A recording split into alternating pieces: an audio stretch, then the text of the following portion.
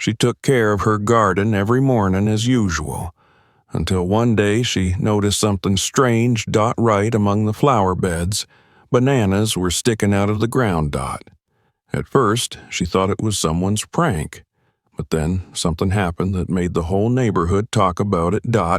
Subscribe to the channel so you don't miss new stories, and tell us in the comments where you're watching this video from.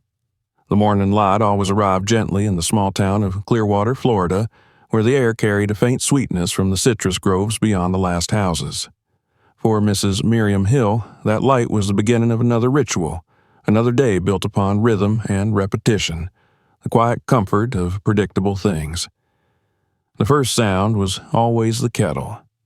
Then came the soft creak of the screen door and the sigh of the porch boards beneath her weight as she stepped outside, cup in hand, to greet her garden. It had become her entire world. The house itself was small, white, and simple, a one-story wooden structure that had belonged to her late husband's family. Its paint had faded to a soft cream in the Florida sun, but the shutters were always freshly cleaned, and the porch rails gleamed under a weekly coat of oil. The garden wrapped around the house like a living shawl, its symmetry both natural and deliberate. To the left, rows of lavender bent with the morning breeze. Behind them stretched a band of rich soil where the roses grew, each bush tagged with a tiny copper label. Beyond that, the vegetables. Tomatoes staked in perfect alignment, beans climbing their supports, cabbages forming pale green spheres among rows of straw. Every section had a purpose. Every stone knew its place. For 10 years since her husband had passed, Miriam had treated the garden as both companion and diary. The flower beds were pages of her memory. When she trimmed the rose bushes, she remembered the day they planted them together, the smell of rain on soil, his voice somewhere in the rhythm of work. When she raked the leaves, she thought of how he used to joke that autumn was nature's way of tidying up. In his absence, she found order to fill the hollow of loss. Every morning, she walked the same paths, touched the same stems, inspected the same leaves, and felt a kind of peace in seeing that life still obeyed her hands. The townspeople admired her for it. To outsiders, she was a woman of habit, quiet and respectable, living alone in a paradise of her own making. Local children called her the Garden Lady. The newspaper once ran a small article about her under the title, "The Yard Where Calm Lives." It had embarrassed her, but secretly she had clipped it and framed it, hanging it above her tool shelf inside the narrow corridor that connected the kitchen to the backyard door. Everything in that corridor had a label: jars of ash, crushed eggshells, powdered bone meal, neatly dated and stored. Hooks held her gloves and pruning shears arranged by size. A small thermometer hung beside the window so she could record daily temperatures. Beside it rested her thick, leather-bound notebook, the garden journal with numbered pages and diagrams. She never missed an entry. Each page bore her precise handwriting, moisture levels, bloom times, small drawings of where she'd moved the compost. The journal was not a record of experiments. It was a record of constancy. Even the simplest observation, roses trimmed, soil slightly dry, had meaning for her. She often said to herself that the earth liked to be remembered, that writing things down made the soil feel less lonely. Beyond the back porch stood 2 barrels for collecting rainwater, fitted with filters she had cleaned the week before. In one corner was the compost heap, layered like a cake. Straw, leaves, kitchen scraps, a sprinkle of ash. She turned it with a spade every Sunday. The smell of decomposition did not disturb her. It reminded her that everything returned to purpose if given enough time. When she leaned on her rake and watched the sun climb higher, she could almost believe that this small, private world was invincible. The garden had zones of character. Along the southern edge bloomed her proudest lavender row, planted in a strip of sandier soil that caught the heat. The western side, shadier and moister, belonged to hydrangeas whose enormous heads of blue and pink swayed like clouds in miniature. The fruit trees lined the back fence. Lemons, a single fig, a young persimmon tree she had coaxed from a cut-in 3 years earlier. Between them wound a narrow brick path leading to a circular bed at the center, where she had placed a weathered stone bench. That was her observation point. From there, she could view the entire geometry of her creation, the interlocking squares and arcs of greenery, the faint buzz of bees weaving between blooms, the tiny movements that together compose the garden's breath. To the people who passed by on the street beyond her white fence, the garden was a scene of stillness. But to Miriam, it was alive with subtle motion. The soil shifted, breathed, and responded. It had moods. On some mornings it seemed generous, accepting her care easily, holding water like a grateful hand. On others it resisted, cracking under the sun as if sulking. She had learned to read it like one reads an old friend's face. That morning, she noticed the first true warmth of spring creeping in the air. The garden would soon wake fully, and with it came the season of hardest work. She welcomed it. She could already imagine the colors that would rise over the next weeks, the deep reds of the roses, the pale blue of the hydrangeas, the golden marigolds along the walk. The order of those colors mattered to her. They weren't arranged randomly, but according to a quiet logic of memory. Red near the house, because it reminded her of her husband's old truck. Blue near the fence, because he had once painted it that color, and yellow along the path because it matched the sunlight that had fallen across their porch on the morning they'd moved in. Her garden wasn't merely pretty. It was coded with meaning, each bloom a syllable of a private language only she could read. In the afternoons, when she rested inside with the windows open, she sometimes heard voices of passers-by admiring her work. Some would stop to take photographs. Once, a group of tourists had even asked to see the inside of her house, mistaking it for a local heritage site. She politely declined, but smiled about it for days. The garden gave her a small kind of fame, but she valued the discipline more than the praise. She knew that beauty required method, that without attention even the healthiest soil turned wild. Her life followed the clock of the sun. At dawn, she watered and observed. By midday, she pruned or weeded. After sunset, she logged her findings and cleaned her tools. The constancy was therapeutic, a rhythm that replaced the unpredictability of grief. Yet, under that calm, there was a hint of fear, a quiet, unspoken dread that if she ever stopped caring for the garden, something vital inside her would collapse. So, she kept going, day after day, ensuring that the rows remained straight, the soil soft, the harmony intact. Late in the afternoon, she walked once more through her realm, this time without tools, letting the air cool around her. The bees had retreated. The shadows of the lemon trees stretched long and blue across the lawn. She paused by the hydrangeas, noticing a small unevenness in the mulch, a patch slightly darker than the rest. She bent down, touched it, and felt the soil unusually damp, though it hadn't rained in a week. A faint, sweet smell rose, not unpleasant but out of place, something like overripe fruit left on a kitchen counter. She frowned slightly, brushed her hand across it, and smoothed the surface again. It was nothing, she told herself. Gardens always held little mysteries. Perhaps the compost had leached from somewhere, or a squirrel had buried a stolen fruit. Yet, When she stood again and looked over the whole stretch of her domain, she felt the slightest flicker of unease, as if some invisible finger had pressed a mark upon the flawless pattern she had so carefully maintained. She turned toward the porch, the evening light glinting off the copper tags of her roses, and the scent of lavender thickened behind her. The world looked perfect once more, symmetrical and whole. Still, she made a note in her journal before bed. Western bed. Soil moist, mild odor. Recheck tomorrow. That night, as she closed the curtains and the last light withdrew from the windows, the garden settled into silence.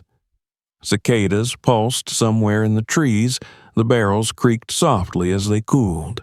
Nothing seemed wrong, and yet a question had entered her order like a single drop of dye in clear water. It spread slowly, unseen, touching the edges of her calm. By morning, the garden would greet her again with the same peace as always, but something beneath its surface had already begun to change. The next morning began like every other in the long, ordered life of Miriam Hill.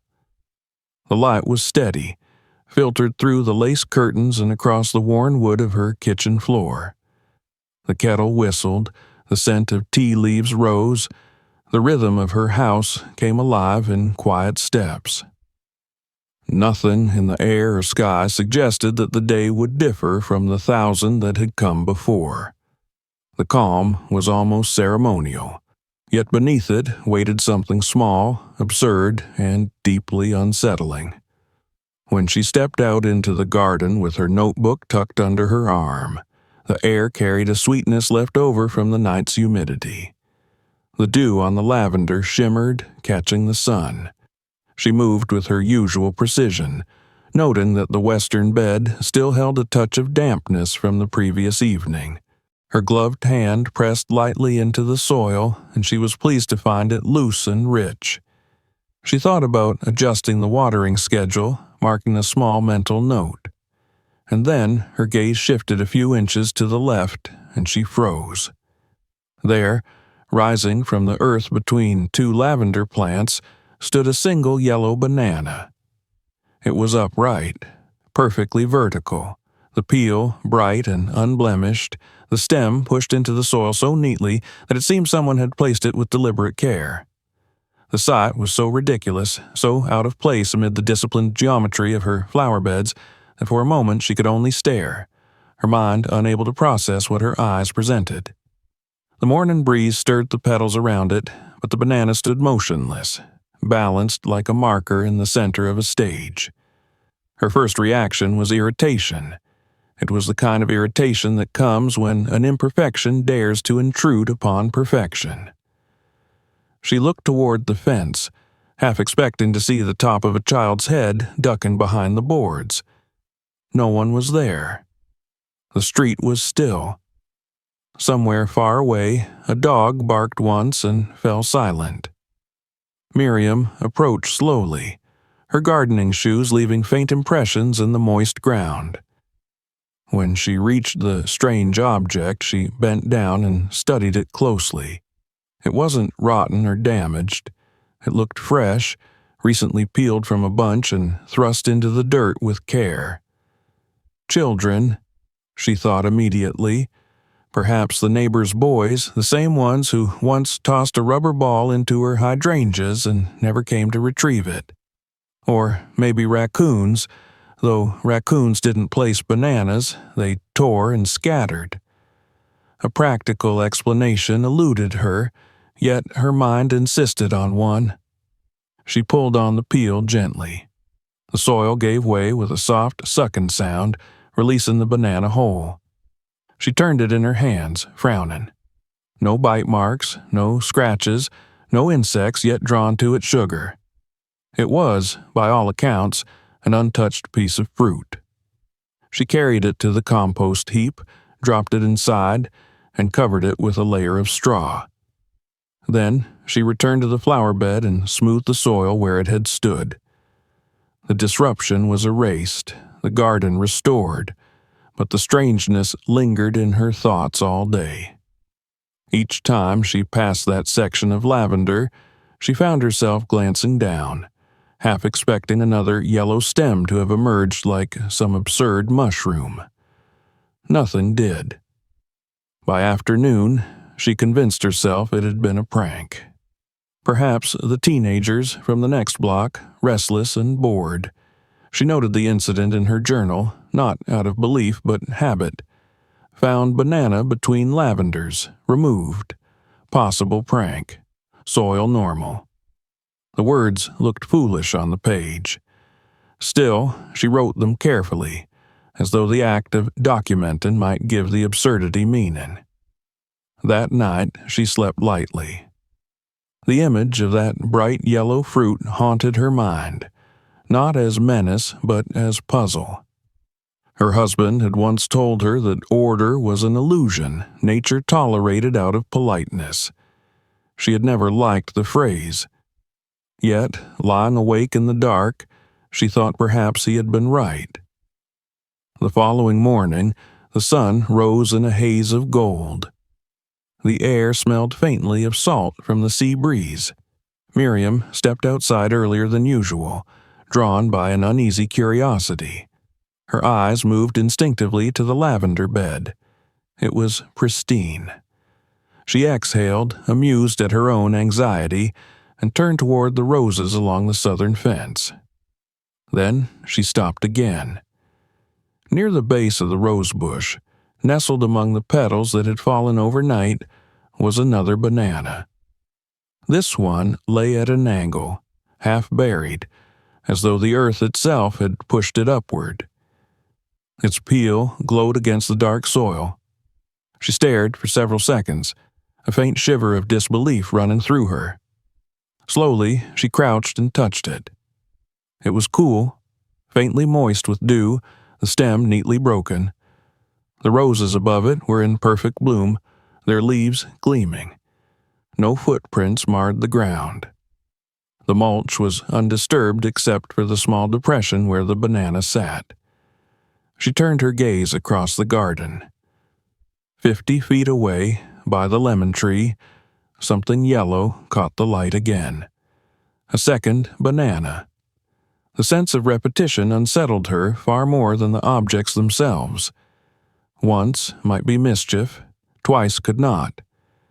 She moved carefully towards the tree, scanning the soil, searching for prints or trails. Nothing. The ground was smooth, the mulch raked just as she had left it the night before. The banana stood upright beside the tree's trunk, the same deliberate placement, the same impossible neatness. Miriam straightened slowly and looked around her garden. The air was still. The street beyond the fence remained empty. It felt, for the first time in years, unfamiliar, as though she were standing in a copy of her own home, almost perfect but slightly askew. She gathered both bananas, dropped them into a paper bag, and carried them inside. Her movements were controlled, even mechanical, yet her mind churned beneath the calm surface. In the kitchen, she examined them under the light. They were nearly identical in size and color. She noticed the faintest bruise on one, as though it had been handled gently but not dropped. She checked the trash, wondering if perhaps she herself had discarded old fruit that an animal could have unearthed. But her kitchen bin was clean, her compost sealed. There was no source, no reason. When logic failed, she turned to habit. She went back outside, smoothed the soil once more, then washed her hands, the smell of banana lingering faintly despite the soap. She took her lunch on the porch, staring at the garden without really seeing it. For the first time in a decade, she felt the unease of not knowing. By evening, she decided to dismiss it entirely. Things happened. Gardens had their own small theater of chance, seeds sprouting where none were sown, animals burying objects and forgetting them. Perhaps someone had dropped a bunch while passing and a stray dog had carried the fruit here. Such explanations comforted her. She wrote another note. 2 bananas found today. Location, roses and lemon tree, possible animals, removed. The handwriting was a little less steady this time. At dusk, she took one final walk before locking the garden gate. The light was dim, painting everything in shades of amber and shadow. Her eyes swept the beds automatically, counting the landmarks she knew so well. There was order again. The roses bowed under the last light, the hydrangeas breathed cool air. Yet, when she reached the western edge, she noticed a strange pattern in the soil, small raised arcs, like ripples frozen mid-motion. She crouched to examine them but found nothing more than the faint indentation of her own earlier steps. Night fell with heavy warmth. The crickets began their song, a thick pulse of sound that filled the air. She went inside, turned off the lights, and stood for a moment by the window overlooking the garden. The darkness swallowed the shapes of her plants, leaving only the faint glimmer of the rain barrels and the pale shimmer of the path bricks. All looked ordinary, serene, eternal. Yet she could not shake the thought that something, someone, was interacting with her world, not to destroy it, but to mark it. The following dawn came gray and wet. A fine drizzle had fallen overnight, just enough to freshen the air. Miriam stepped out again, umbrella in hand, expecting to see her orderly world restored. But as she reached the edge of the brick path, her heart sank. 4 bananas this time. They stood in a line along the central walkway, equidistant, each one sunk into the soil at precisely the same depth. It was impossible, too precise for accident, too deliberate for play. She felt a sudden rush of anger, the kind she hadn't known in years. Her home was sacred ground, her husband's memory rooted here, and now it was being turned into something ridiculous. She scanned the fence again, but no faces peered back, no movement stirred in the still morning air. Kneeling, she studied the pattern. The spacing was even, exactly 2 feet apart. The ends of each banana pointed toward the circular bed at the garden center. She removed them carefully, one by one, and placed them in a bucket. The soil beneath each was damp, darker than the surrounding ground, as if recently watered or disturbed. She noticed that the lavender nearest these spots seemed livelier, its color deeper. It might have been her imagination, but the difference was undeniable. She washed her hands again and again that day, as if trying to remove not dirt but confusion. Nothing in her long years of gardening had prepared her for this kind of intrusion. Yet, despite her irritation, a part of her felt the faintest flicker of fascination. The placement, the precision, it was not random. There was an intent behind it. Someone, or something, was choosing where to put them. By the end of the day, she resolved to set up her old motion camera, the one she'd used years ago to keep raccoons from her compost. She mounted it on the corner of the porch, facing the lavender rows, and tested the lens. The small red light blinked steadily. She would know by morning what had trespassed her order. But, as she sat in her chair by the window that night, the rain thickening outside, she could not escape the absurd image that had now lodged in her mind. Bright yellow fruits standing like silent sentinels amid her carefully arranged flowers. The more she tried to dismiss it, the more it took root. Long after midnight, when the wind eased and the house settled into silence, Miriam finally drifted into uneasy sleep. The garden outside glistened under the faint moonlight, the leaves beaded with water. Nothing moved. Yet, deep beneath the calm, the soil itself seemed to breathe, holding within it the secret of what would come next. The rain had passed by morning. leaving the air washed and heavy with the scent of damp earth. The sun, though veiled behind thin clouds, gleamed off the soaked petals and glistened along the bricks of the path. Miriam stood on her porch, watching her garden as if it were an unfamiliar landscape. She had hardly slept. The camera she had mounted the night before was fixed firmly in its place, its small red light having blinked faithfully through the darkness. She she demanded that it had captured something, anything. The thought that the bananas could appear without cause gnawed at her sense of order. She moved through the garden slowly, noting each detail as she went. The 4 depressions where the bananas had been planted still marked the soil, faintly darker than the rest. The plants near them stood taller, more vivid in color. The roses along the southern fence had burst into bloom overnight, their petals edged with droplets that caught the light like glass. The air hummed with the low murmur of bees beginning their day. Everything looked perfect, more perfect than it had in weeks. And yet that very perfection seemed wrong, exaggerated, too polished, as though the garden had been staged. When she reached the hydrangeas, she stopped, sensing a faint irregularity in the mulch beneath her boots. The soil here seemed softer, more pliant. She knelt, pressed her gloved hand into it, and found it moist far below the surface. There had been no heavy rain, only a light drizzle. The depth of the dampness felt unnatural, as though water had come from within the ground rather than from above. She withdrew her hand, wiped it on her apron, and stood. Something was shifting in her garden. Something was happening beneath the surface. Inside the house, she removed her gloves, poured a cup of tea, and brought the camera inside. The memory card clicked free with a small sound that seemed louder than usual in the quiet kitchen. She set it into her laptop, waiting as the files appeared one by one. There were hundreds of still frames, grayscale images of her sleeping garden under the watch of the night.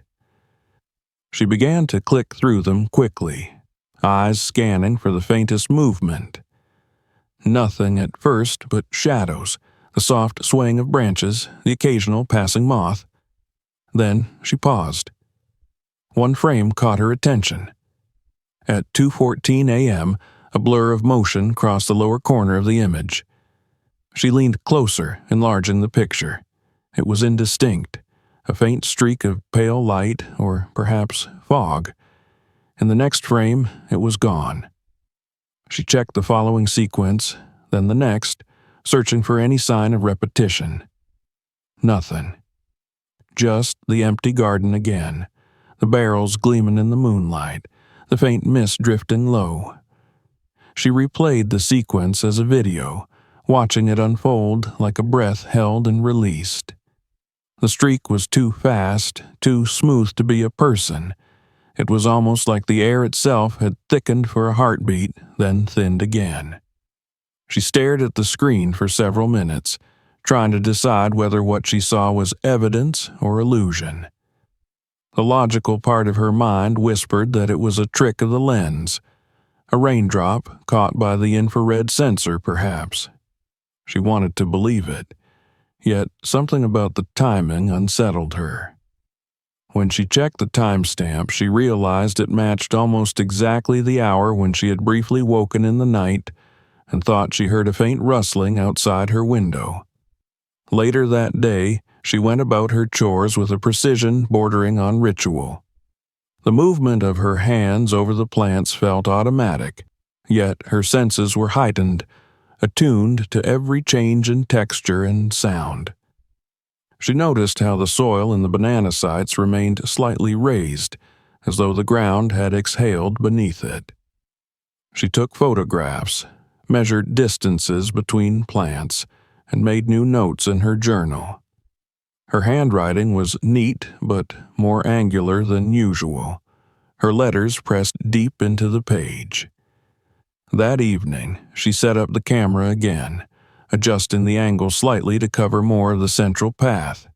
She placed a small ruler upright in the soil, hoping it might give her a point of reference if something appeared.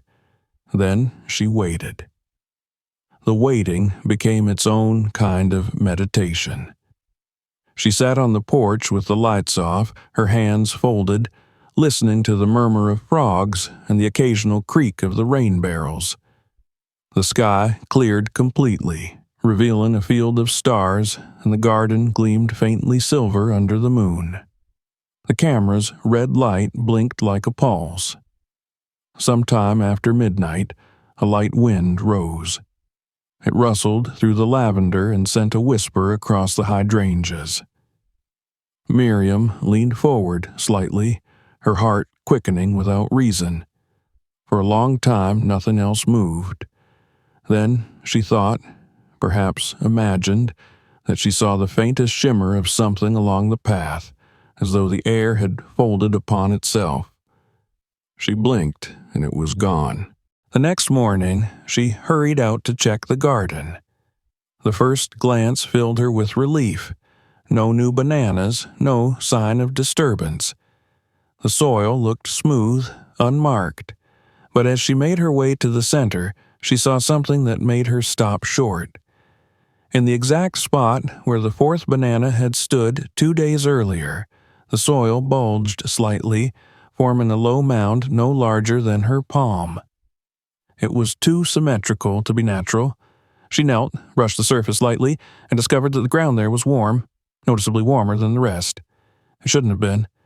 The morning was cool, and the sun had barely risen.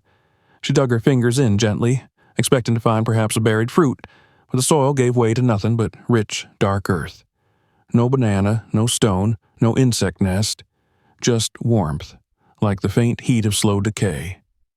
She recovered the mound and rose slowly. Her thoughts churned.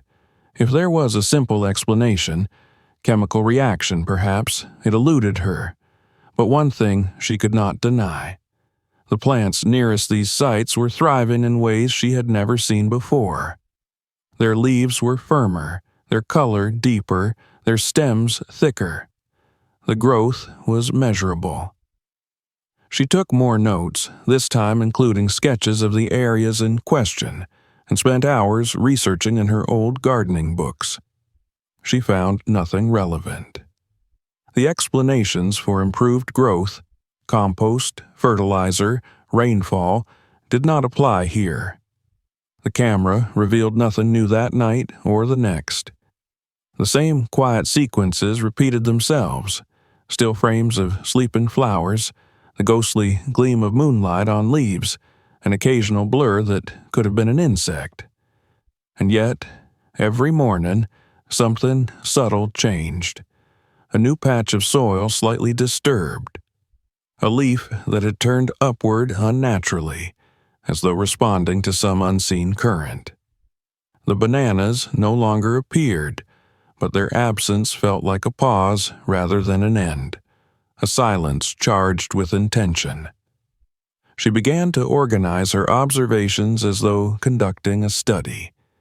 In her notebook, she created columns: date, weather, soil moisture, anomalies. It was the first time her notes resembled the work of an investigator rather than a caretaker. She mapped her garden into squares labeled with letters and numbers, marking the positions of the earlier banana sightings. Over time, a pattern began to emerge. Each incident had occurred along an invisible curve that arced from the western lavender bed toward the center bench. The alignment was too precise to be chance. It was as though something, or someone, was tracing a line beneath her garden, an unseen pathway marked by fruit. By the 4th week of observation, Miriam's calm had become a kind of controlled obsession. She spoke less to neighbors, spent longer hours among her plants, often kneeling for minutes at a time, staring at the soil as if waiting for it to breathe. The garden no longer felt entirely hers. She began to sense layers of activity beneath her feet, slow movements hidden in the darkness below the roots. The thought frightened her, yet she could not look away from it. One night, as she sat by the window watching the faint glow of the camera, a storm approached from the west. Lightning flashed on the horizon, illuminating the garden in brief white bursts.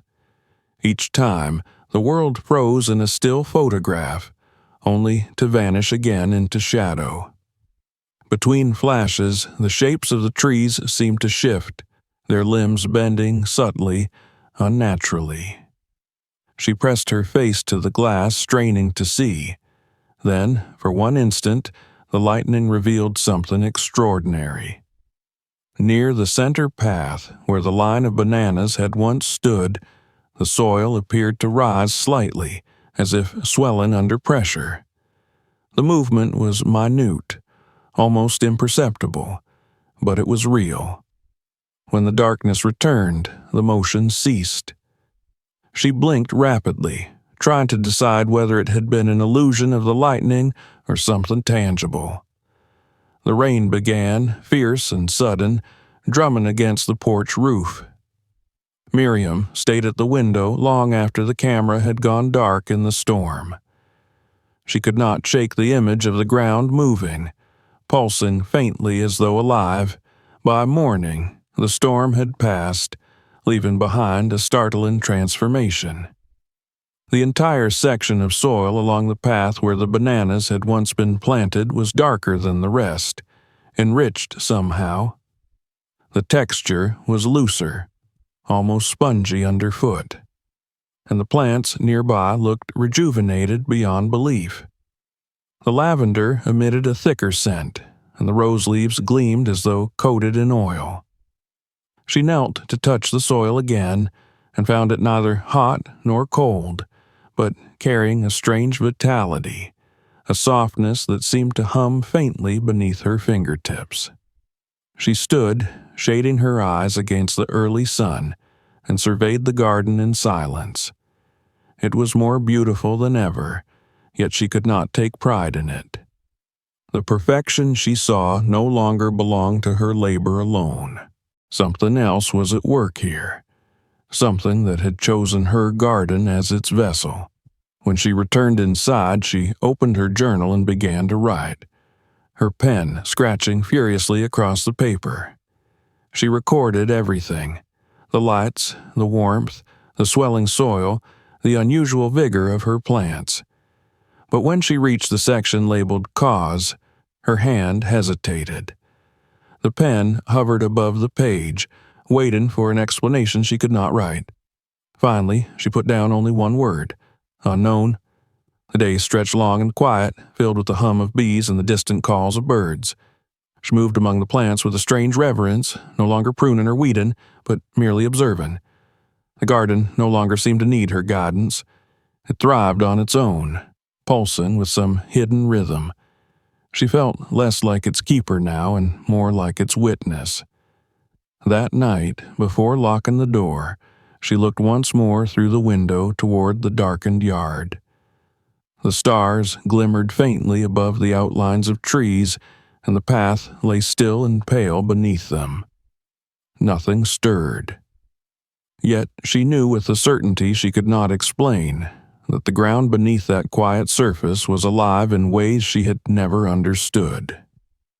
The bananas had been only the beginning, a language written in fruit and soil, a message she had yet to decipher. And so she left the light off, let the house sink into darkness, and waited in silence for whatever would come next. By the time Miriam reached the 4th week of the bananas' appearances, the thin line between curiosity and obligation had shifted decisively toward inquiry. The garden no longer felt like a private solace alone. It had become a site of questions demanding answers. She moved from being a keeper of order into the posture of an investigator, and investigation for her meant method. She had kept a garden journal for years, but now its pages took on a new cadence. Sketches with measurements, comparative notes like a field scientist's log, careful recording of conditions that once would have passed unnoticed. The discipline calmed her in a way that grief could not. It provided a structure for the weirdness that had insinuated itself into her life. Her first step was hypothesis. She moved through the beds, thinking not in impressions but in variables. If the fruit had been placed by a human hand, it would show signs, prints, disturbed mulch, bruising in irregular patterns. If it had been animal work, there would be teeth marks, scat, or tracks. If the soil itself had been the source, then the plants nearest the bananas should show a measurable difference in turgor, leaf coloration, or root density. She constructed a simple premise on paper. Either the bananas were markers of an external agent, or they were indicators of the soil's hidden conditions. She drew the line in her journal and wrote beneath it, in neat block letters, the question she would set out to answer. Do bananas improve or indicate soil fertility here? Turning hypothesis into experiment required structure. She marked off 3 distinct squares in the garden, one in full sun among the marigolds, one in partial shade by the hydrangeas, and one within the vegetable plot near the tomato stakes. She measured each square precisely. Each was 1 meter by 1 meter. She noted the existing mulch depth, the pH strip readings she acquired from her small kit, the soil temperature taken at 10 centimeters and 20 centimeters depth, and the moisture content read by her inexpensive handheld meter. She recorded the baseline. pH 6.4 in the marigold plot, 6.8 by the hydrangeas, 6.2 in the vegetable bed. Moisture levels varying between 18 and 24%. Temperature at 10 centimeters, averaging 20 degrees Celsius in the morning sun, slightly cooler in the shade. To each square, she assigned a treatment. An entire banana placed vertically and buried to half its length. Banana peels sliced into 3 centimeter strips mixed superficially into the top 5 centimeters of soil. A bucket of banana water prepared by steeping 3 peels in 5 liters of water for 72 hours, and then used to irrigate the bed. She weighed the bananas with the kitchen scale to ensure consistency. Each whole fruit was between 88 and 105 grams. The peels alone averaged 20 to 25 grams when separated from any fruit remnants. For the banana water, she kept careful notes. 3 peels, 1 liter per peel as the minimum steeping ratio, room temperature, occasional stirring, a faint sour-sweet smell developing over the first 24 hours and deepening into an aroma she would later describe as banana tea. She labeled jars and buckets, tied small tags with twine, whole B1, peels 2, BW3, and dated them before she returned to the soil. Her movements were meticulous. She cleared the designs of mulch where she would place each treatment, measured the depth with the same ruler she had set as reference for the camera, and kept track of depth to the nearest half centimeter. In the plot by the marigolds, she used a whole banana and positioned it 2 centimeters from the central stem of the main plant, pushed into the soil vertically to a depth of 6 centimeters. In the hydrangea area, she mixed peels into a 5 centimeter band across the square and lightly tamped them in. In the vegetable patch, she poured the banana water slowly so the soil took it without runoff.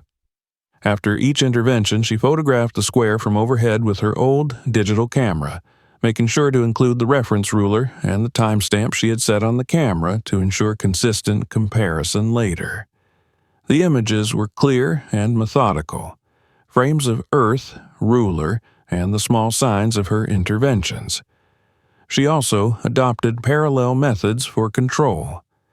She selected similar plots elsewhere in the garden that received no banana treatment and kept them under identical watering and shading schedules.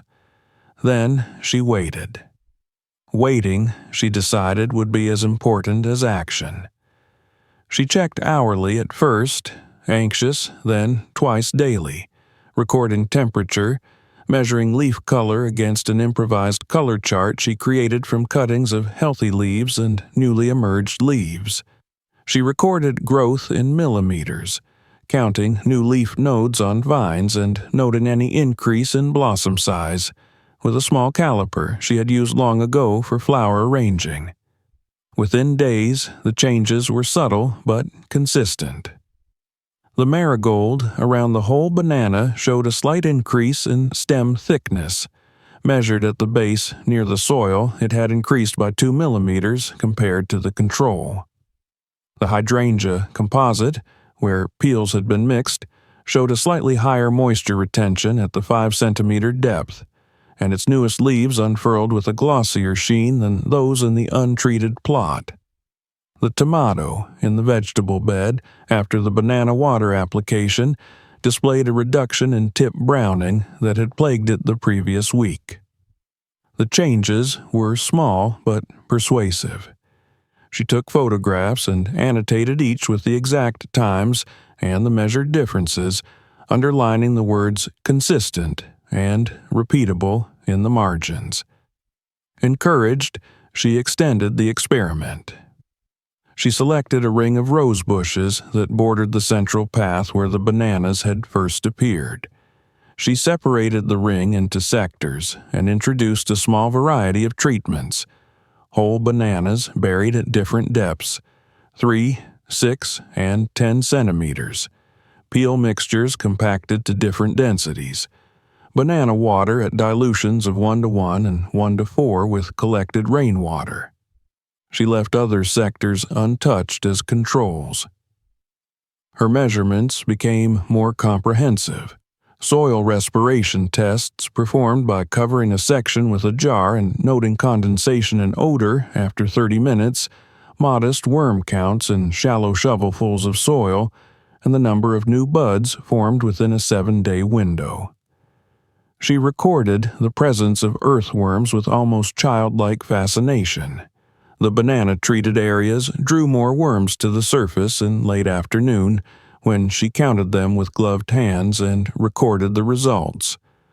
A bed treated with chopped peels averaged 8 to 12 worms in a 10-centimeter by 10-centimeter sample, while the control average was 3 to 5.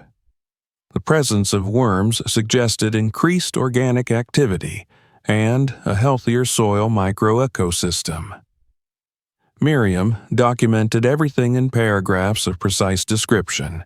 Her journal turned into a mosaic of observational science and domestic tenderness. She wrote long notes about smell and texture, the rhythm of her own breathing in the garden, and the way sunlight at 8 in the morning made the banana-treated hydrangea look almost luminescent. She entered figures and reactions, but she also allowed herself to dwell in the sensorial, the way certain leaves took on a thickness like new coin, the faint hum of increased insect life in the newly active soils. The garden was becoming a laboratory without losing its intimacy. 1 week into the extended trials, she decided to perform a controlled schurf to examine the subsurface structure and root patterns near a site where a banana had been placed by unknown hands, one of the earlier appearances that had not been part of her deliberate experiments. The spot lay at the border where the marigold strip met the lemon tree's root zone, a place she'd initially brushed off as odd because it was where the first stranger banana had stood. She prepared the schurf carefully, marking the perimeter with chalk, measuring and lining up her trowel.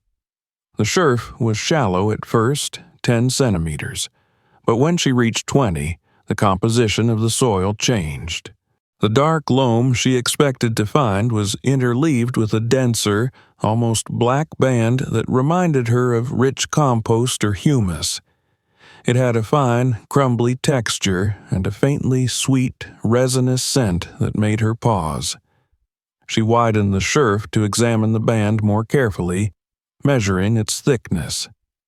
It ran 3 to 5 centimeters deep and extended laterally further than the small pit she had dug. The layer's color and texture suggested a former pocket of decomposed organic matter. What startled her most was not the humus itself, but something embedded at the interface where the band met older soil, a small, reddish fragment of metal, corroded and puckered by time. Miriam brushed away soil with the patience of someone cleaning an old photograph, her hands steady. As the metal revealed itself, she noticed letters in relief, oblong shapes smoothed by rust and dirt, but still legible enough to promise a name. The object was a small plaque, the sort once used to mark boundary fences or garden benches. She pried it up with careful fingers, using the point of a trowel and an old toothbrush to clear the encrusted grime. The plaque was no larger than her palm and had the patina of many seasons, its paint flaked away, but along one edge a set of letters protruded faintly, George, the first definitive stroke of something she had only half expected in her research. Her breath caught. The metal was thin and browned with age, the edges were jagged with corrosion. She had found not only the dark compost lens, but a trace of a human hand who had been here long before her. She wrapped the plaque in a cloth she had tucked into her pocket for such accidents and set it gently aside. Miriam sat back on her heels and considered the layer she had just exposed. It began to make sense as a historical residue. Years ago, perhaps decades, someone had buried organic matter, fruit, leaves, kitchen scraps, in a deliberate deposit that had since composted into a pocket of fertile dark. Seasonal swelling and shrinking of the soil, aided by rain and biological activity, might push light objects upward, like driftwood and sand, and, in the process, sometimes deposit portions of older compost towards the surface. The bananas she had been finding could well be emerging from such a pocket, placed by the soil as much as by hands. The possibility exhilarated and calmed her. It was a rational thread she could follow back into the garden's past. She recorded the scherf in detail. She plotted the depth and the composition, wrote the dimensions of the layer, and photographed it from several angles with her ruler in frame for scale. She made a careful sketch in her journal, labeling the humus band and the plaque's position. Then, with a practical nerve, she resolved to send a soil sample to the local extension office for analysis. If the laboratory confirmed elevated levels of potassium, calcium, magnesium, and organic content, she would have a scientific underpinning for the phenomenon that until now had felt like a private marvel.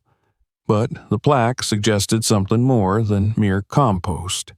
It bore the name George, which she later learned in the town archive corresponded to George Lomax, a gardener and smallholder who had tended the land long before her and who, according to an old neighbor's recollection, had been notorious for his secret blends. When she rose from the scherf, her knees a little stiff and her fingernails rimed with soil, she understood that the experiment had produced more than data. It had produced connection to the land, to those who had worked it before, and to a lineage of practice that made sense of the anomalies. She recovered the pit gently, tamping the soil with the back of the trowel and smoothed the surface so the line of the path remained unbroken. She left the plaque wrapped and dry on the kitchen table under the light, feeling as if she had handled a relic that was both domestic and sacred. It was small and battered, but its letters gave shape to the mystery. That evening, she made the call to the county extension office, describing the layer and requesting a standard soil analysis, organic matter content, macronutrient levels, cation exchange capacity, and pH. The voice on the other end asked routine questions: how many samples, what depths, and Miriam spoke with the steady clarity she had practiced. She packed samples in labeled bags, noting coordinates from the sketch in her journal, and drove them gently to the post office on Main Street, taking care not to jostle the parcels. On the drive, she thought of the past gardeners who had folded their tools away at dusk and left small gifts to the earth, the way people sometimes leave scraps for the good of others without fanfare. Perhaps George Lomax had been such a person, burying what he had to give the land in faith that years later the soil would return it better than it had been given. In the quiet of her kitchen that night, Miriam sat with the plaque unwrapped on the table and traced the letters with a clean finger. The metal left a faint smear on her skin. She rinsed and dried her hands, then placed the plaque in a small wooden box and closed it. The experiments had been fruitful.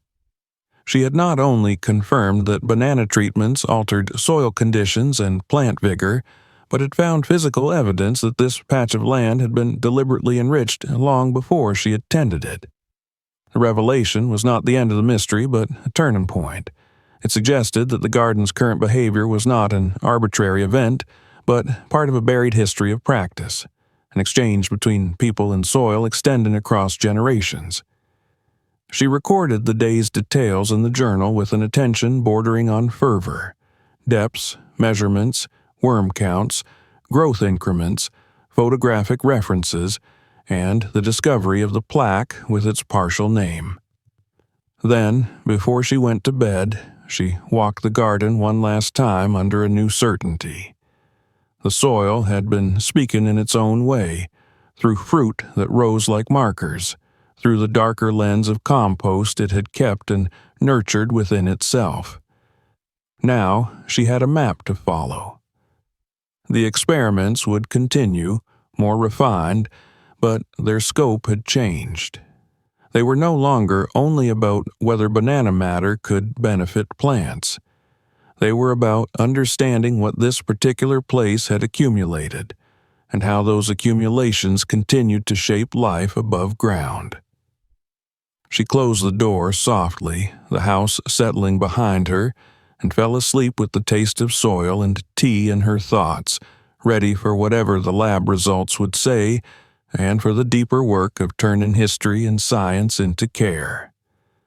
The report from the Extension office arrived 3 days after Miriam had sent the soil samples. The envelope was plain, but her fingers trembled slightly as she slid the paper out and unfolded it at the kitchen table, next to the small wooden box where she had placed the weathered plaque bearing the name George. It was a simple one-page document, a lab breakdown of chemical and organic content, percentages, ratios, a pH curve, cation exchange capacity values, and 2 small charts showing nutrient concentrations across depth. But to Miriam, it read like revelation. The banana-treated samples, and most notably the soil from the Scherf site, contained levels of potassium, magnesium, and calcium far above average for naturally composted garden beds. Even more striking was the nitrogen-to-carbon ratio, which suggested a slow, controlled decomposition process typical of carefully balanced organic layering, not haphazard dumping. The lab had even added a small note at the bottom. Sample indicates historically rich organic layer, possibly old compost lens, rare preservation of structure. The report was science's way of saying what she had already begun to feel. The ground beneath her feet was not just fertile. It had been curated, tended, built layer by hands long gone. George Lomax, whose name had surfaced in the archives and on the tarnished plaque, had not simply gardened here, he had engineered the very soil. The realization pulled Miriam into another kind of curiosity. If the soil was speaking now, it must have been carrying the memory of decades. The banana appearances had felt like messages from the earth. Now she began to think of them as echoes of someone else's hands, gestures from a prior gardener whose knowledge was absorbed into the ground itself. She returned to the town records, spending afternoons in the small library, poring over land deeds, old gardening club rosters, faded newsletters from the 1960s and 70s. George Lomax appeared again and again, not in headlines but in footnotes, mentioned as a guest speaker at Garden Society luncheons, noted in a neighbor's anecdote about strange fermenting mixtures he swore by, praised quietly in a letter to the editor for his beautiful marigolds that supposedly glowed brighter than any others in the county. More importantly, Miriam found a small note in an archived gardening journal, a mimeographed sheet stapled together with uneven edges dated July 1974. It included a short entry by Lomax himself under the heading "On Feedin' the Earth." The handwriting was uneven, the lines brief and cryptic. "Banana skins," it read, "more than just potassium. The soil takes sugar the way people take kindness, quietly, and it remembers. Don't till it deep, layer and let it rise. The roots will know where to find it." That one passage stayed with her. The soil remembers. She copied it into her own journal in careful pen, underlined it twice, and sat for a long time on the edge of her bed that night, the window open to the scent of lavender and the hum of cicadas. The banana phenomenon, so strange at first, so absurd, was beginning to resolve into something deeply grounded in practice and intention. Lomax hadn't just fed his plants. He had designed a garden that could regenerate itself, built from cycles of organic matter, buried in patterns meant to nourish not only that season's crop, but the seasons and decades to follow. It explained the arcing pattern of the bananas. The map she had drawn, plotting each appearance, overlaid almost perfectly with the contour lines of what must have been Lomax's original composting matrix. The bananas had surfaced like markers along the edge of those deep layers, moved by the slow churn of earth, rain, and microbial digestion. Miriam began to see her garden not as a single landscape, but as a living palimpsest, each layer of soil a memory, a trace of the gardener before her, guiding her hands without her knowledge, and something else was happening.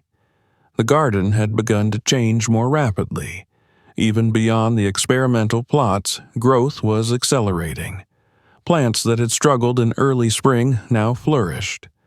The fig tree near the compost barrels bore more leaves than ever before. The lemon tree had set blossoms weeks ahead of schedule. Marigolds planted along the brick path thickened into golden mounds. The lavender, in particular, had turned almost luminescent, its purple spikes standing taller, with more oil in the leaves. She could feel it in her fingers when she brushed them, and later when the scent clung to her sleeves for hours. More than vitality, though, there was a sense of harmony. Weeds became fewer. Pests that had once plagued the cabbages were now absent. The air smelled different. Not stronger, not sweeter, just cleaner, as if the earth itself was exhaling something new. Neighbors began to notice. A woman, passing on her morning walk, paused at the fence and asked what she had done to make the garden so full. "It's glowing," she said, not joking. Another, a man who lived 3 doors down and rarely spoke more than a nod in greeting, brought over a jar of homemade jam and asked if she might show him how she kept her rose leaves so dark and lush. Miriam didn't offer them her full truth, not yet. She mentioned composting, banana peels, good record-keeping, water conservation, but inside, she knew there was more to it. The garden had become something she no longer merely controlled. It was something she was in conversation with. Its needs came to her through subtle signs: a bend in a stem, a wilted edge, the density of the soil under her heel. And just as she adjusted, she found it responding, reshaping itself with her. It no longer felt like she worked the garden. Rather, they worked together. She began to plant in new rhythms. Instead of laying out rows by eye or spacing by catalog instruction, she used Lomax's phrases as compass. "Layer and let it rise," she repeated to herself as she placed banana peels between mulch layers. "The roots will know," she thought when she planted seedlings in areas recently watered with banana-infused mixtures. She stopped tilling deep, instead layering compost in shallower bands and allowing it to work downward on its own. The results spoke in leaves, blossoms, and fruit. One morning, while preparing a new compost trench near the back of the property, an area she had avoided for years due to poor drainage, she found another fragment of metal just below the surface. This one was smaller, heavily oxidized, but it bore a punched serial number and the faded outline of a trefoil leaf. Not a plaque this time, but perhaps a marker of some kind. She logged its position in the journal and placed it next to the first in the wooden box. The coincidence seemed impossible, yet it made sense now. This land had been part of an intentional design. Lomax hadn't just been feeding plants, he had been orchestrating the conditions for fertility that would long outlive him. Miriam paused, the trowel still in her hand, and looked out across the garden. She imagined, for a moment, George Lomax standing where she stood now, perhaps in the early 70s, before her husband had even considered buying this property. A man in overalls with a quiet devotion to the soil, layering peels and leaves and kitchen scraps, trusting that the earth would carry his intent forward. She wondered if he had ever imagined someone like her uncovering his work decades later, treating it not as a curiosity but as guidance. The thought humbled her. She felt no ownership of the phenomenon anymore. The bananas, the fertility, the sudden vigor of the plants, it was all part of a continuum, a conversation across time.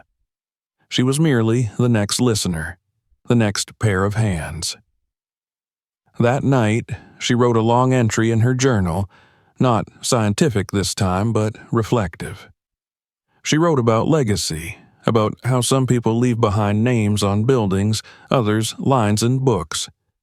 But gardeners, she thought, left something quieter. They left conditions. A gardener's legacy wasn't in monuments, but in microbial balance, in nitrogen-rich humus, in the way a single banana peel decomposed beneath the roots of a plant that might grow long after their death. She ended the entry with one sentence written in a slow, deliberate script. "I think I'm beginning to understand what he meant by kindness in the soil." As spring deepened into early summer, the garden entered a phase she could only describe as generous.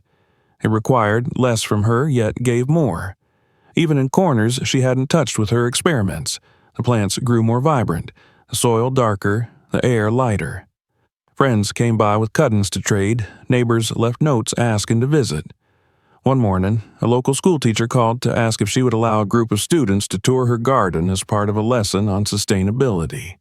She agreed, and when the children arrived with their notebooks and wide eyes, she found herself speaking with a warmth and ease she hadn't known she possessed. She didn't tell them about the bananas, not yet. But she did point to the compost bins, to the mulch layers, to the careful way she planted with the earth's memory in mind. She told them that soil was alive, that it remembered what you gave it and answered accordingly. One of the children, a quiet boy in the back, raised his hand and asked, "Can dirt really remember?" Miriam smiled, knelt beside a patch of thriving marigolds, and ran her fingers through the dark earth. "It can," she said, "but you have to know how to listen." That evening, as the light sank golden behind the trees, she sat on the stone bench in the center of the garden. The roses around her swayed slightly in the breeze. The scent of citrus and lavender mingled in the air. Somewhere beneath her, layers of compost, old peels, fragments of memory were still at work, shaping the soil into something vital. She pressed her palm into the earth beside the bench and closed her eyes. The soil was warm. Not hot, not damp, just warm, like breath held quietly below the surface. And in that warmth, Miriam felt no mystery anymore. Only presence. Only care. The shift in Miriam's relationship with her garden was no longer subtle. Where once she had commanded its shape, dictated its terms with clippers and spade, she now moved among the plants like someone among old friends, aware of their needs, their rhythms, their quiet voices. The garden had matured into something more than beauty or bounty. It had become a participant in its own care, and Miriam, rather than overseeing it as a custodian, now served it as a thoughtful collaborator. She had stopped asking what she could impose and instead began to ask what she could support. Each day began the same, yet no 2 days were alike. Her tools rested in their familiar places, gloves neatly folded beside the journal, but her attention shifted. Instead of planning new beds by symmetry alone, she let the plant's vigor guide her. She no longer planted in rigid rows but in gentle arcs that followed the sunlight as it filtered through the branches. The morning light illuminated not just her flowers, but the balance she had helped restore. What had begun with confusion and a series of odd banana sightings now blossomed into a system, one rooted not in mystery but in observation, adaptation, and memory. The method, once unspoken, had become routine. She continued to bury banana peels, but now, with care to rhythm and depth, she developed a pattern, placing peels in a diagonal line between plants rather than directly at the base. She watered in the morning only, and only as needed, guided by the soil's feel rather than the calendar. She began layering organic matter in thinner strata, fine mulch, chopped peels, old leaves, and a dusting of ash, simple materials arranged in a sequence the soil seemed to welcome. She observed which plants responded to which combinations, recording the effects in her notebook with increasing precision. What struck her most was the responsiveness of the earth itself. After a few cycles of this treatment, she found the ground became more pliable, rich with micro-life. The worms returned in greater number. Small holes aerated the beds naturally. The presence of ants diminished where the soil was layered well, and beetles, once a nuisance in the vegetable patch, relocated to the compost pile where she now welcomed their efforts. The soil had become more than substrate. It was alive, textured with purpose. Even challenges brought insight. One day, while checking the marigold border near the compost, she noticed a cluster of black ants building near one of her new peel lines. At first, irritation flared. She had fought ants for years in this section of the garden, but instead of reacting with pesticide or disruption, she paused. She watched. The ants were not nesting, but harvesting, carrying away the softest pieces of peel.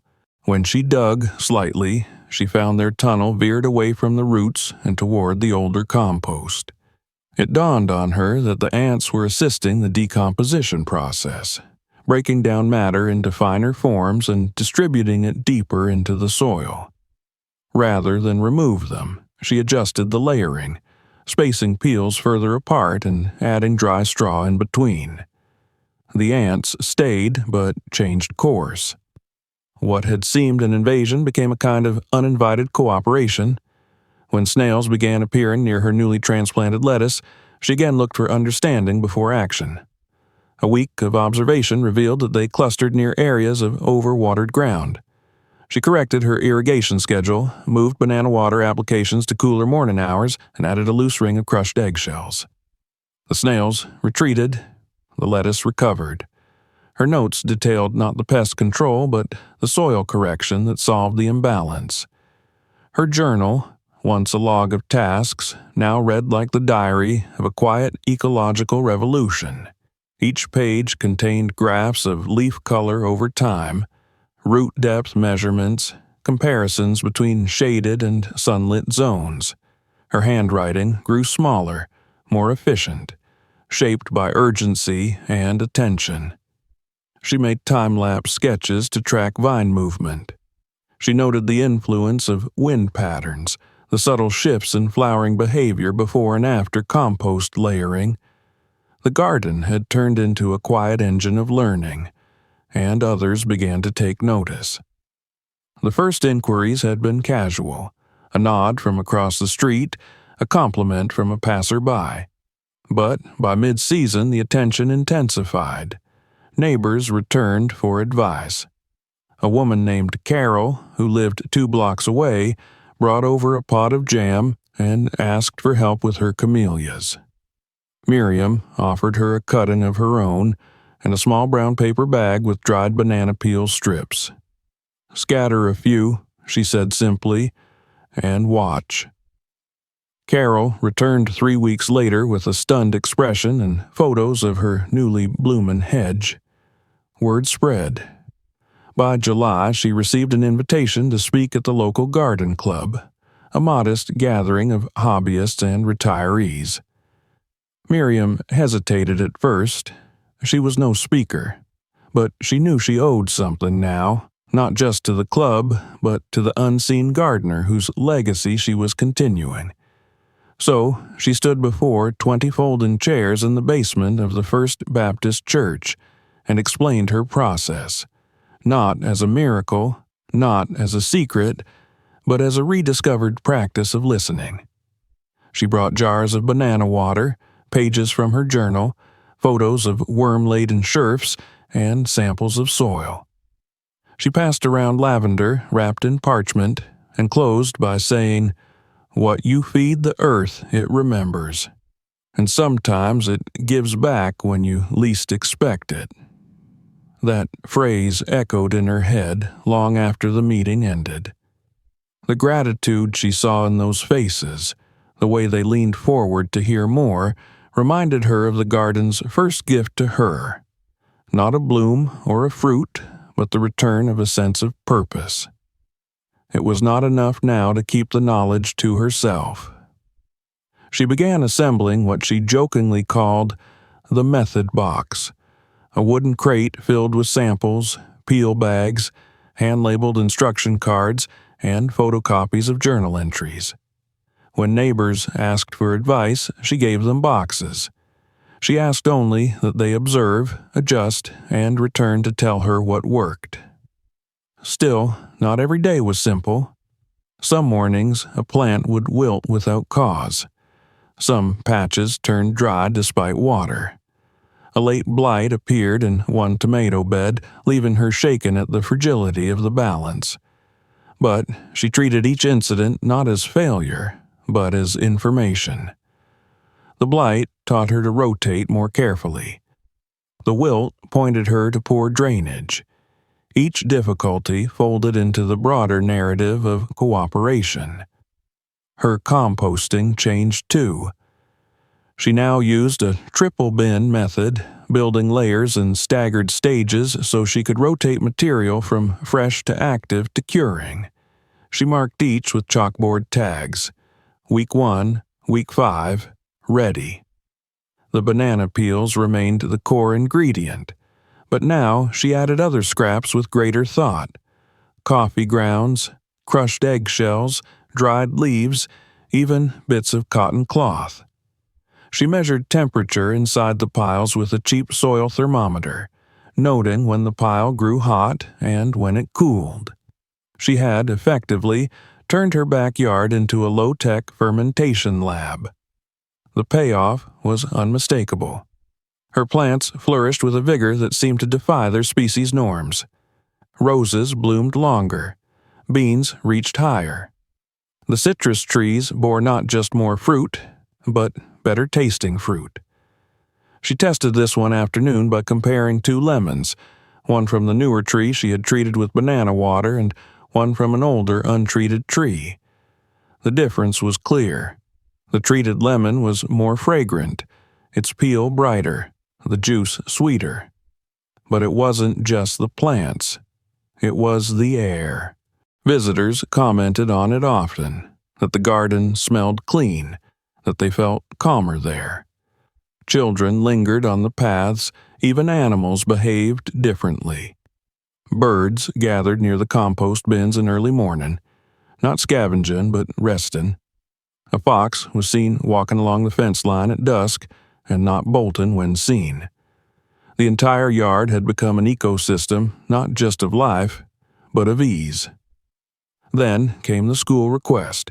The same teacher who had called earlier now asked if she would consider helping the science club build a demonstration garden on school grounds. Miriam was surprised at how easily she said yes. She visited the site, a patch of rough ground behind the science wing, and brought a small team of students through her method. They learned how to layer compost, how to measure root growth, how to test moisture levels with nothing but a stick. She taught them to observe the worms, to recognize the scent of healthy soil, to fold banana peels gently into the mulch. She stood back as they worked, her heart full. This was no longer just renewal, it was transmission. Back home, her garden welcomed her return like a breath held and released. She walked among the rows, touching leaves, listening.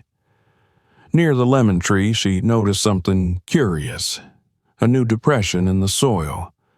Not large, not threatening, but unmistakably intentional. She knelt and brushed the surface lightly.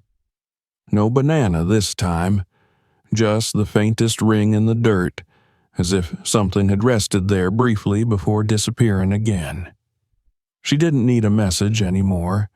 The garden spoke in its own language now, and she had learned to answer. She rose, wiped her hands, and smiled. As evening settled and the air cooled, Miriam walked slowly back toward the house, her feet silent on the path. Behind her, the garden pulsed with life, not wild, not tame, but balanced. It was no longer hers alone, and that, she now understood, was the whole point. The earth did not want to be owned. It wanted to be known, cared for, answered. And she had finally learned how to listen. By the time midsummer settled over Clearwater, the garden had fully transformed. What once had been Miriam Hill's private sanctuary, a refuge from grief and a place of ritual care, had become something broader, alive with intention and resonance beyond her own work. The plants themselves seemed to exude vitality that could not have been produced by sunlight and water alone. The leaves gleamed with a subtle sheen, the stems held a quiet strength, and even the paths through the garden appeared to radiate order without rigidity. Birds hovered longer near the compost piles, and bees visited in measured waves, their hum a steady undertone to the faint rustle of leaves. Miriam felt, more acutely than ever, that the garden was speaking, teaching, and responding, and she in turn had become not its master, but its careful interpreter. Early one morning, as the sun stretched light across the garden and the dew shimmered along the brick path, Miriam stood surveying the rows of her labors. Her hands, though dirt-stained and worn, felt lighter than usual, as if the work that had once been purely physical had become something more meditative, almost spiritual. The banana experiments, the layering of compost, the careful observation and notes, each now blended seamlessly into a routine she had long stopped calling work. The garden had adopted a rhythm, and she had adapted to it, sensing it in every motion, every sound, every shift of light and shadow. Each plant's growth told a story, and she read it fluently now, attuned to subtle changes in color, texture, and tilt, knowing which sections required attention and which could be left alone to flourish in their own time. She walked along the central path towards the circular bench that stood at the heart of the garden. Along the way, she paused to touch the hydrangeas, noting the deep blue of their petals and the robust fullness of each blossom. The lavender had thickened into aromatic spikes, their scent rising in gentle waves with the morning breeze. The roses on the southern fence bloomed with heightened intensity, the petals unblemished and glowing in sunlight filtered through leaves. Even the lemon tree, which had struggled for years to establish a balanced canopy, now bore tender green fruit alongside fresh blossoms, promising a season of unexpected abundance. It was here, at the center of the garden, that Miriam reflected most profoundly on the legacy of the previous gardener, George Lomax. The plaque she had uncovered weeks earlier sat in her small wooden box beside her journal, a tangible connection to the man whose practices had shaped the very soil beneath her feet. His methods had not been recorded in textbooks or shouted from the pages of newspapers. They had been inscribed invisibly in the garden itself, passed along in layers of compost and organic matter, embedded in the humus that now nourished her plants. The bananas, the peels, the layered mulch, all were echoes of his careful attention, gestures that transcended the boundary between one gardener and the next, reaching across decades. Miriam had begun to see herself as part of a continuum, a link in a chain of care and understanding that was both practical and profoundly human. Visitors had begun to notice the transformation as well. Neighbors came by more often, some bringing questions about techniques, others offering small gifts of seeds or plant cuttings. They marveled at the lushness of her flower beds, the health of her vegetables, and the overall harmony of the garden. She welcomed them with quiet humility, offering explanations not in terms of magic or mystery, but in terms of observation, patience, and respect for the soil's needs. When children from the local school came for a guided tour, she led them slowly through the paths, showing how compost was layered, how mulch protected the roots, and how banana peels could feed the earth without causing harm.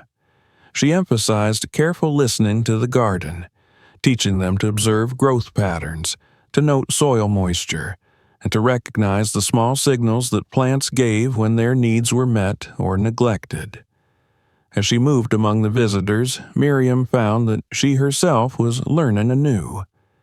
Questions from bright-eyed children prompted her to reconsider old assumptions, to experiment with new layouts, and to test her understanding of the delicate balance she had cultivated. Each question, each observation reinforced the garden's living nature. It was not static, and it was not hers alone. She felt the presence of George Lomax in these moments, a quiet acknowledgement of the past that infused her actions with both reverence and curiosity. Back in her own work, Miriam continued her experiments with banana peels and compost, but now they were informed not by confusion or suspicion, but by confidence and insight. She layered peels in shallow bands beneath the soil, observing the decomposition over days and weeks. She measured the soil's response, noting subtle increases in worm activity, slight rises in nutrient content, and improvements in the vigor of nearby plants. The banana water she prepared and poured into select beds encouraged growth in the young marigolds and vegetables, enhancing the natural fertility without overpowering the system. She no longer worried about accidental excess. The garden seemed to self-regulate, incorporating organic matter as needed and dispersing it where it would do the most good. Miriam's relationship with her garden deepened further as she noted the subtle interactions between plants. The taller hydrangeas now provided partial shade for smaller plants that were sensitive to the sun, while the lavender created a protective scent barrier that deterred pests from attacking her vegetables. Even the path itself, composed of carefully laid bricks, seemed to guide water and nutrients toward the beds efficiently. She marveled at the precision of these interactions and wondered how much of it had been preordained by the layering and practices of the gardener who had come before her. The soil's memory was active, responding not only to her interventions but also to its own past, as though the land itself were a teacher whispering through the leaves. One afternoon, while tending to a newly planted rose sapling, Miriam noticed a faint depression in the soil along the edge of a bed she had not recently disturbed. She knelt, brushing away mulch to examine it more closely. There was no banana, no fruit, no obvious cause for the indentation. Yet she sensed the same gentle pulse beneath the earth she had first felt weeks earlier when the bananas had appeared. It was as if the soil itself were alive, sending signals that she could now recognize and respond to. She carefully planted the sapling over the depression, covering it with soft, rich soil and leaving a small mulch ring to protect the roots. The act felt ritualistic yet practical, a combination of intuition, science, and reverence. As evening fell, Miriam sat on the stone bench at the center of her garden, observing the long shadows cast by the trees and the fading light on the leaves. The air carried the mixed scents of citrus, lavender, and freshly turned soil. The garden was full but quiet, each plant settled into its place, yet humming with latent energy. She thought about George Lomax again, imagining his hands in the soil decades ago, layering peels and compost with care, trusting in the unseen rhythms of decomposition and growth. She realized that he had left more than fertile soil. He had left a philosophy of gardening, one built on patience, observation, and trust in the natural processes of the earth. Her role was not to dominate or direct, but to participate and respond. Miriam reflected on the visitors, the students, and the neighbors who had come to witness the garden's transformation. She understood that her work was not just for herself. It was a living lesson, a demonstration of what could be achieved when humans approach the earth with humility and attention. She recalled the quiet moments when she had knelt over the banana peels, when she had measured root depth, when she had watched worms burrow and decompose matter into fertile layers. These actions, repeated over weeks and months, had created a microcosm of life that was resilient, self-sustaining, and profoundly beautiful. The night deepened, and the stars began to pierce the darkening sky. Miriam remained on the bench, feeling the gentle warmth of the soil beneath her fingers as she traced the outline of the flower beds.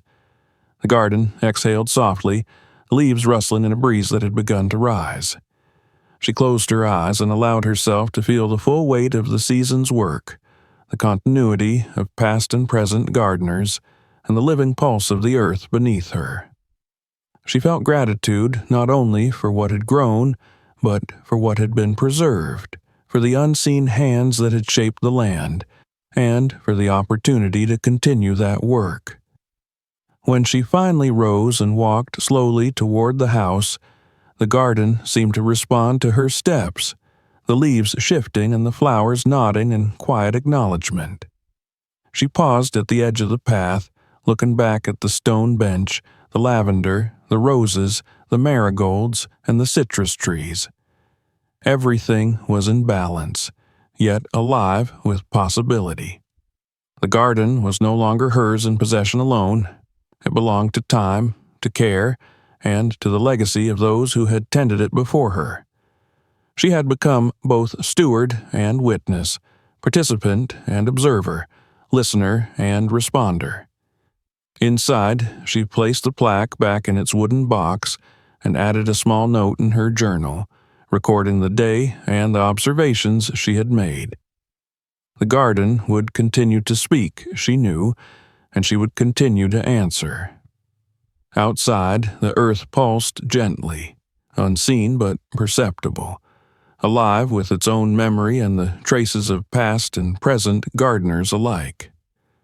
In that quiet communion, Miriam understood that the true gift of the garden was not merely the beauty or the harvest, but the ongoing dialogue between human and soil, the inheritance of care, and the living legacy she had been entrusted to uphold.